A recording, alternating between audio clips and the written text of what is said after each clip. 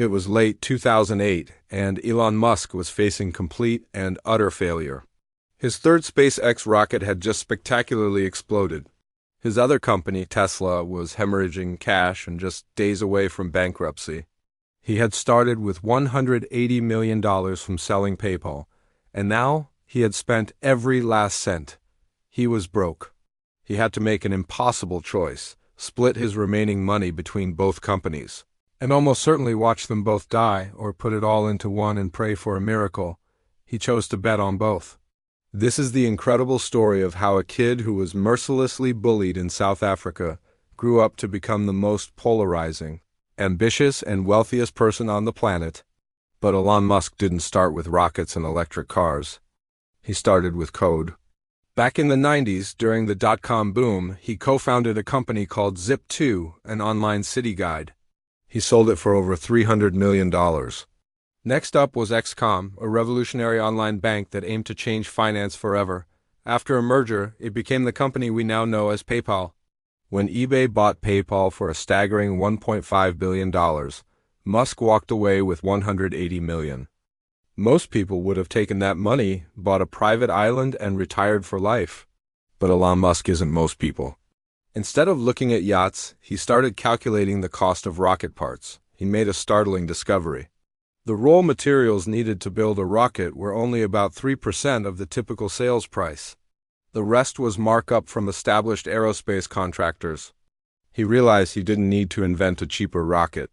He needed to invent a better way to build one. This insight became the foundation for SpaceX and his entire business philosophy.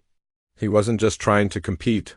He was trying to rewrite the rules of the entire industry. His goal was audacious: to make humanity a multiplanetary species starting with Mars. Everyone in the aerospace industry, from NASA engineers to Russian rocket scientists, told him he was crazy. They said it was impossible. So what is Elon Musk's secret weapon? It's a principle called vertical integration. Let's break it down. Most traditional companies, especially in complex industries like automotive or aerospace, are assemblers. A car company, for example, buys parts from thousands of different suppliers all over the world. They buy engines from one place, transmissions from another, and infotainment systems from a third. They then put all these pieces together. Musk looked at this model and saw inefficiency and a loss of control, so he did the opposite. Tesla builds almost everything in-house. They don't just assemble cars. They design and manufacture the batteries, the electric motors, the software that runs the car, and even their own computer chips. SpaceX doesn't buy expensive, certified aerospace parts. They build their own, from the engine thrusters to the guidance systems. This complete control allows them to innovate at a speed that terrifies their competitors. It is how he was able to do what NASA and other space agencies had deemed too difficult or too expensive: make rockets reusable. Think about this. For decades, every time we launched something into space, we threw away a machine worth tens or hundreds of millions of dollars. It was like flying a Boeing 747 from New York to London and then crashing it into the ocean. Musk saw this as an absurd waste. His solution? Land the first stage of the rocket, a 15-story tall booster upright on a tiny, autonomous drone ship floating in the middle of the ocean. The first few attempts were fiery failures, but he kept trying, and then he succeeded. By mastering reusable rockets, he single-handedly slashed the cost of launching things into space by up to 90%. He proved that industry standards are often just excuses for a lack of imagination and a fear of failure. Musk isn't just building individual companies. He's building what you might call a future stack. Each company is a layer designed to solve a fundamental problem for humanity's future. Tesla's mission is to accelerate the world's transition to sustainable energy.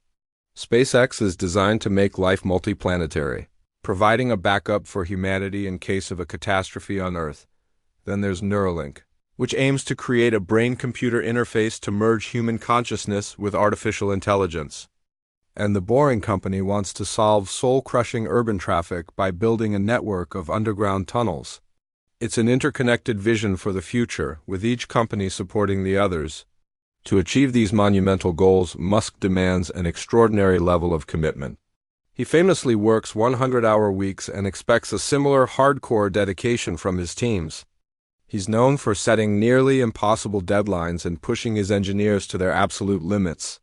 There are countless stories of him sleeping on the factory floor during production crises at Tesla. He doesn't really believe in the concept of work-life balance, especially when he believes the long-term survival of human consciousness is at stake. He once said, "If something is important enough, you should do it even if the odds are not in your favor." This philosophy explains his decision back in 2008. Saving Tesla and SpaceX was important enough to risk everything, even with the odds stacked against him. That fateful week in 2008, just before Christmas, the miracle happened. He secured a last-minute funding round for Tesla, saving it from bankruptcy with hours to spare. And just days later, NASA awarded SpaceX a $1.6 billion contract to resupply the International Space Station, validating his entire approach to rocket building. He had bet everything on both companies, and against all odds, both had survived. Today, Elon Musk's net worth has made him the richest person in modern history.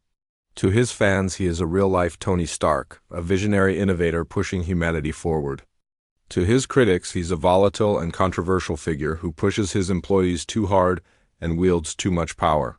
But whether you love him or hate him, you cannot ignore the impact he's had. In just 2 decades, he has radically transformed the automotive, energy, and space industries. He has moved the needle of human progress more than most nations do in a century. His story is a powerful testament to the force of unwavering conviction and a relentless drive to turn science fiction into reality. So, what do you think? Is Elon's vision for Mars a necessary step for humanity's survival, or an expensive fantasy? Let us know your thoughts in the comments below. And don't forget to subscribe for more deep dives into the minds that are shaping our future. Thanks for watching.